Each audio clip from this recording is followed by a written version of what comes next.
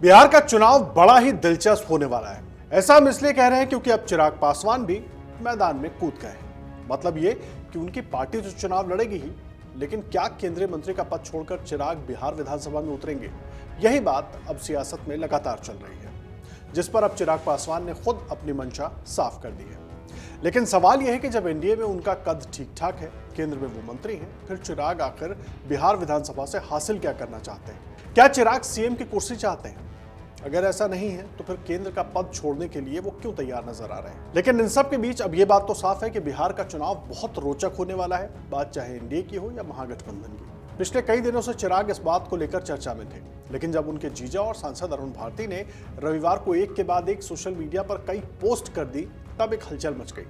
उनकी पोस्ट में साफ था कि पार्टी कार्यकर्ता चाहते हैं कि चिराग अगले विधानसभा चुनाव में आरक्षित सीट से नहीं बल्कि सामान्य सीट से चुनाव लड़ें, ताकि एक बड़ा संदेश पूरे बिहार में जाए कि वो सिर्फ दलित समुदाय के नेता नहीं हैं, बल्कि पूरे बिहार का नेतृत्व करने को चिराग अब तैयार है। तब से बिहार की राजनीति में कयासों का एक नया दौर शुरू हो गया है और अब तो खुद चिराग पासवान ने इस बात को स्वीकार किया है कि वो बिहार लौटना चाहते हैं। उन्होंने अपनी मंशा जाहिर की कि भाई वो तो लगातार बिहार फर्स्ट, बिहारी फर्स्ट की बात करते रहे हैं। सुनिए।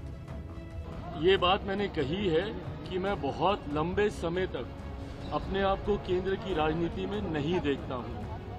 मेरा राजनीति में आने का कारण ही बिहार और बिहारी रहे हैं। ऐसे में मेरी इच्छा है कि मैं जिस सोच के साथ राजनीति में आया हूँ, मेरा एक अपना विजन भी है, बिहार फर्स्ट, बिहारी फर्स्ट। ऐसे में मैं चाहता हूँ कि मेरा राज्य बिहार विकसित राज्यों की श्रेणी में बराबरी पर आकर खड़ा हो, जो तीसरी बार का सांसद बनने के बाद मुझे एहसास हो रहा है कि दिल्ली में रह के शायद नहीं संभव होगा। ऐसे में ये इच्छा मैंने पार्टी के समक्ष रखी थी कि अब मैं जल्द बिहार वापस जाना चाहता हूँ। ऐसे में अगर पार्टी चाहेगी, और जब मैं ये कहता हूँ कि पार्टी चाहेगी तो छूटते ही आप लोग ये सवाल दागेंगे कि भैया आप ही पार्टी हैं, आप अगर चाहेंगे तो कौन आपको रोकेगा। हकीकत भी है, गलत नहीं है ये। पर जब मैं कहता हूं कि अगर पार्टी चाहेगी, इसका मतलब ये है कि पार्टी इवैल्यूएट कर रही है इस बात को कि क्या मेरे चुनाव अभी लड़ने से पार्टी को फायदा होगा। क्योंकि कई बार जब राष्ट्रीय स्तर के नेता प्रदेश का चुनाव लड़ते हैं तो चुनाव में भी आपको मजबूती मिलती है। अब सवाल यह है कि आखिर ऐसा क्यों चिराग को लग रहा है कि केंद्र की राजनीति को छोड़कर बिहार जाना उनके लिए फायदे का सौदा हो सकता है। देखिए, आपको याद होगा चिराग के पिता रामविलास पासवान, उनको मौसम वैज्ञानिक कहा जाता था राजनीति का। क्या चिराग में भी वो गुण आ गए हैं? क्या चिराग भी अब सियासी मौसम देखकर फायदा और नुकसान समझ पा रहे हैं और उसी आधार पर फैसला कर रहे हैं?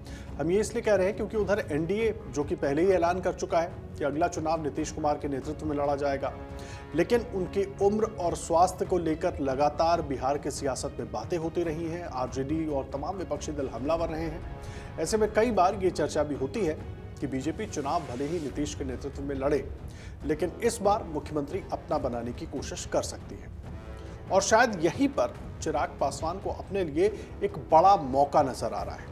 अगर चिराग एनडीए में ज्यादा सीटें लेकर बेहतर रिजल्ट देने में कामयाब हो जाते हैं, जैसा उन्होंने पिछले लोकसभा चुनाव में किया था, जितनी सीटें थी वो सब जीत कर आए थे, तो चिराग किंग मेकर वाली भूमिका में आ सकते हैं। और अगर किंग मेकर की भूमिका चिराग के पास आई तो उनके पास बड़ी ताकत आ जाएगी। एक चर्चा देखिए बिहार की सियासत में यह भी है कि सब कुछ एनडीए में ज्यादा सीटें लेने के लिए बीजेपी पर दबाव बनाने की एक कवायद भी हो सकती है, क्योंकि लोकसभा के नतीजों से चिराग बहुत उत्साहित हैं। देखिए, लोकसभा चुनाव के बाद चिराग पासवान काफी उत्साहित हैं, क्योंकि जितनी सीटें उनको एनडीए में मिली थी वो सभी सीटें जीत कर लाए थे। उनको उम्मीद है कि इस बार अगर वो बिहार में उतरते हैं, और वो तब नतीजे लोकसभा के आए थे जब उनकी पार्टी में टूट फूट हुई थी, और उनको अब उम्मीद है कि अगर वो बिहार विधानसभा में उतरते हैं, एक बड़ा स्केच, बड़ा कैनवास उनके पास होगा, वहां पर बेहतर प्रदर्शन करते हैं, बिहार में अगर वो अपने पांव जमा लेते हैं, तो केंद्र में उनकी दावेदारी और केंद्र में उनका दबदबा और ज्यादा मजबूत होगा।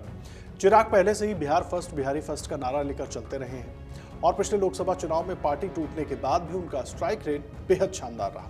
तो अगर मेरे चुनाव लड़ने से मेरी पार्टी को मजबूती मिलती है, एज एन मेरा स्ट्राइक रेट बेटर होता है।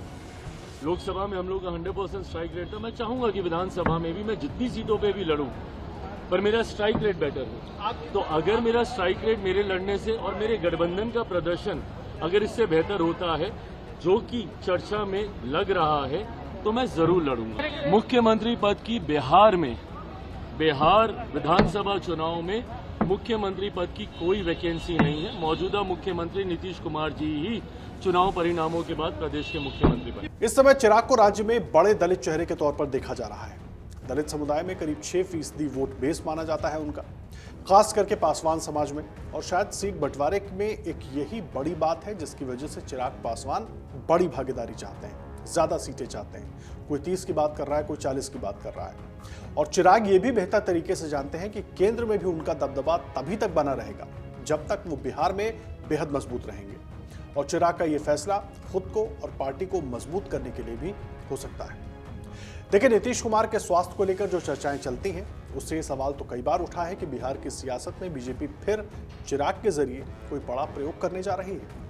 ऐसा हम इसलिए कह रहे हैं क्योंकि 2020 के चुनाव में सीट शेयरिंग में चिराग की बात ना बनना, उनका 130 सीटों पर अकेले लड़ना भी एक प्रयोग के तौर पर देखा गया और इशारा सीधा बीजेपी की ही ओर रहा। लेकिन अब यह साफ है कि चिराग बिहार लौटने का मन बना चुके हैं। लेकिन बिहार में चिराग पासवान किस भूमिका की ओर देख रहे हैं, इसको लेकर के भी सवाल हो रहे हैं। और उस पर साफ बात यह है कि अगर केंद्र में मंत्री का पद छोड़कर वो बिहार लौटते हैं तो जाहिर सी बात है उनका इशारा, उनका निशाना सीधे तौर पर मुख्यमंत्री की कुर्सी होगी।